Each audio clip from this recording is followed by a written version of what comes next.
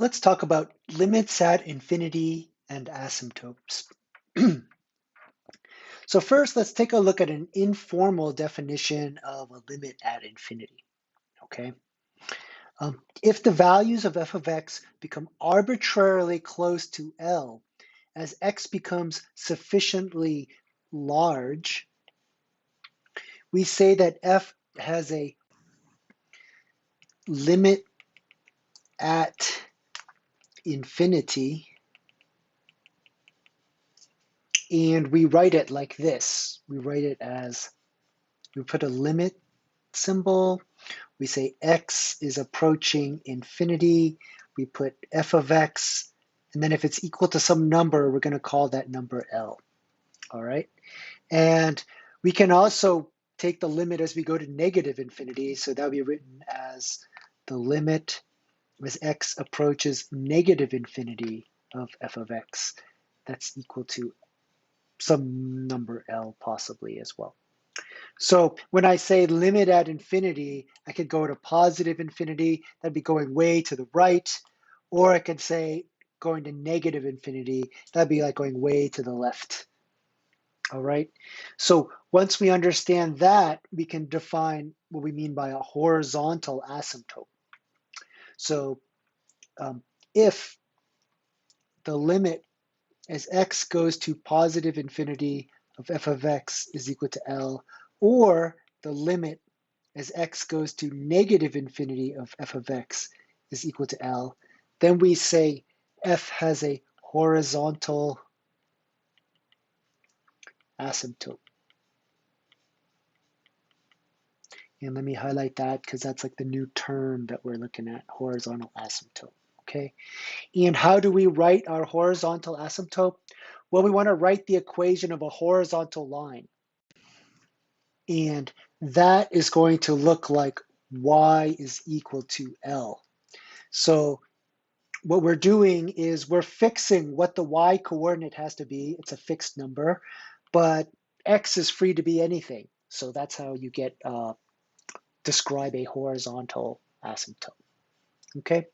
Now, if we wanted to find a vertical asymptote, this is just a quick review, just a quick reminder.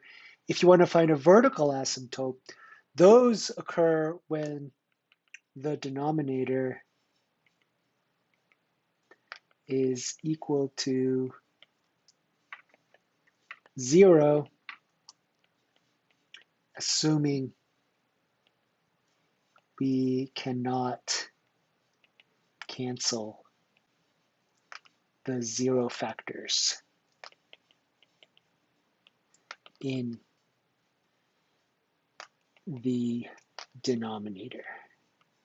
Okay, so remember in the past we had talked about this. If you have something like 0 over 0, you might be able to cancel one of the 0 factors. But if you had a number not equal to 0 divided by 0, then in this situation, you're going to have the vertical asymptote. All right.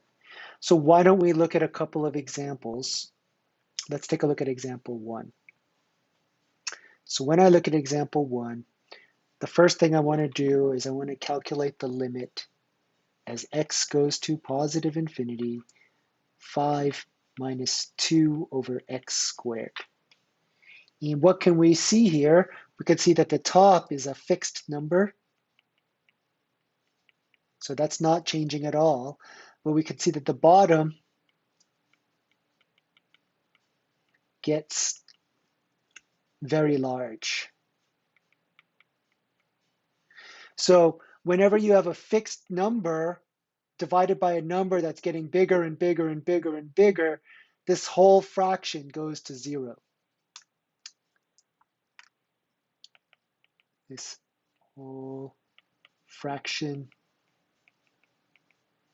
goes to 0.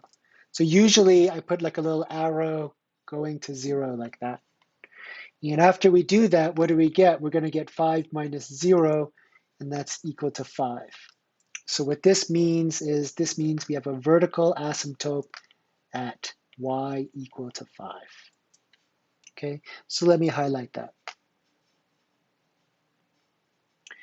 I also want to point out that if we take the limit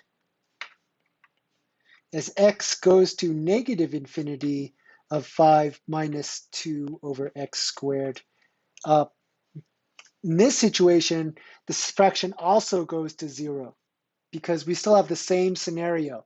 The numerator is a fixed constant. The denominator is blowing up. It's getting really huge. That means the whole fraction goes to 0.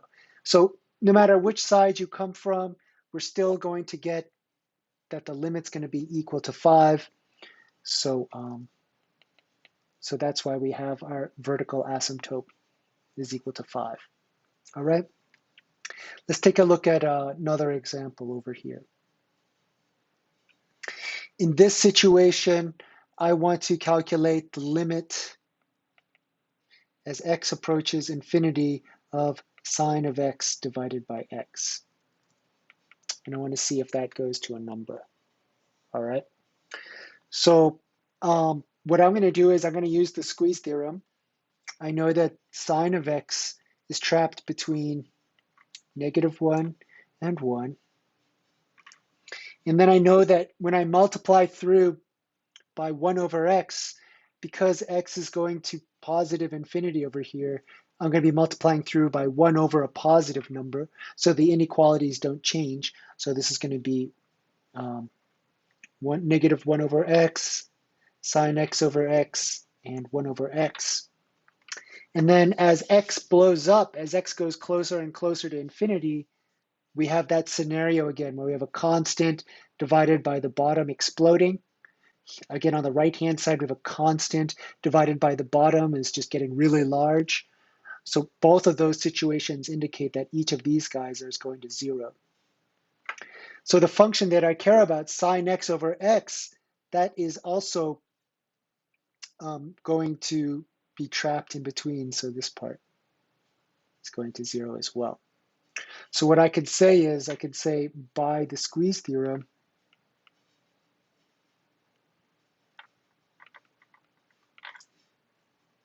the limit as x goes to infinity of sine x over x is equal to 0.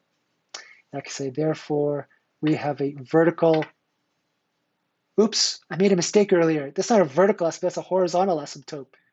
Horizontal asymptote. Come back up here. This should be a, this is a horizontal asymptote. You gotta fix that. Sorry about that. We have horizontal asymptote at, in this case, y equal to 0. So I'm gonna highlight that as well. Okay. Finally, I want to point out that if I take the limit as x goes to negative infinity of sine x over x, I'm going to get 0 as well. I'm going to run the same exact inequality over here. This time, because x is going to be a negative number, these inequalities kind of reverse themselves. So when I multiply through by a negative number, this is going to become -1 over x is greater than or equal to sine x over x, which is greater than or equal to 1 over x. Remember, x is a negative number, right? So that's why this makes sense. Like a negative divided by a negative is positive, so that's why this guy is bigger than what's in the middle. A positive divided by a negative is negative, so that's why this guy is less than this guy. Irregardless, both of these guys is going to 0, so this thing trapped in between is going to 0. So in the end, we get the same conclusion, which is that you have a horizontal asymptote, y equal to 0. All right, everyone. I'll see you in class later. Take care.